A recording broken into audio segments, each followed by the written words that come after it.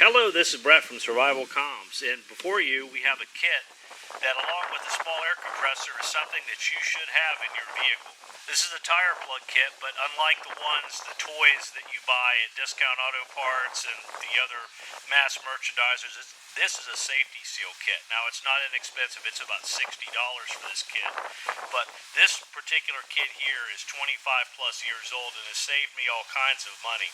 I only have 10 plugs left, and that's the reason why I've got it out today, is I'm going to restock the plugs. My experience with tire repair using this kit has been extremely positive. I've had some tires, in some instances, have had multiple punctures, and these plugs that I've placed in these tires have lasted the entire service life of the tire without any ill effect.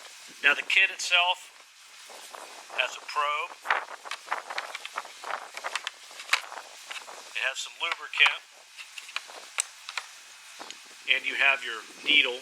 Now, the use of one of these kits is pretty doggone simple. I don't have a punctured tire to demonstrate it for you, but we'll go ahead and go through the motions. You know, you'll see your tire, you'll see a nail in it or a screw or whatever have you. The first thing you want to ascertain before removing that object is that thing actually leaking air? And you typically do that with a soapy solution in a bottle. Failing having that, you know, some water or perhaps just spit itself on the tire itself will allow you to see if it's actually moving air out of that puncture or the presumed puncture. And once you've established that there is a puncture there, you're going to want to go ahead and rig your kit. So you want to head and grab one of your plugs here, place it on your needle, and you're going to want to pull it through even, like that. And you'll take your lubricant, apply some lubricant to the very end of it, as such. Now you'll take your probe and get your probe lubed up. Go ahead and use a plier or whatever tool you have handy and go ahead and withdraw that object, the foreign object, from your tire. Immediately after pulling it out, you're probably going to start to hear a lot of air moving in and out of that puncture wound. Go ahead and take your probe and insert your probe all the way down inside your tire. And typically what I'll do is I'll work it back and forth a few times, withdrawing this, setting it on the ground, and then immediately sealing it with this plug.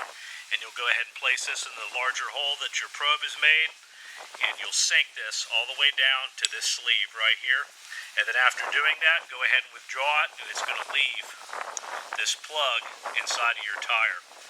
And then after that's done, merely take your razor blade or a pocket knife or a set of end nippers and just cut your plug flush with the top of your tire, or just leave a little bit, like maybe a centimeter of plug material sticking out of it, and then check and see if there's still air moving out of it. And probably 90% of the time you're not going to have to do anything else, that your tire is now sealed sufficiently.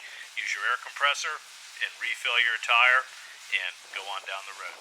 You can get pretty doggone creative with these plug kits, and if, like, say you run over like a half-inch bolt or something like that, you can shove multiple plugs in there and keep adding them in there, and ultimately you're going to seal the tire up. Now, when you have a puncture of that size, that tire is going to be unserviceable. It may get you out of the situation you're in temporarily, but ultimately that tire needs to be replaced. Anyway, this is just a short video about something I feel pretty strongly about people should have in their car, and it certainly saved me a lot of time, effort, and money. And I can typically plug a tire and refill it quicker than I can change a spare tire without having to jack the vehicle up. So if I just have a simple puncture and my tire isn't brand new, it's like something that's halfway through its service life, always go and plug it. So before I restock the kit here, we'll go over the contents that come with it. Like I said, I've only got 10 left. I'm going to add 30 more plugs to the kit. You have a little paper envelope here, and this has an extra needle, and it has a couple of razor blades, an Allen wrench, and a set screw to replace your needle here. I doubt you're going to break your probe. If you do, you can go and purchase another probe.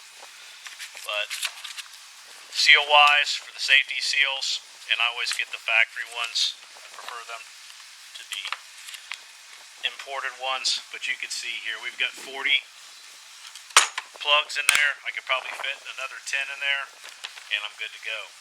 I hope this helps. This is Brett from Survivalcomms. Till next time.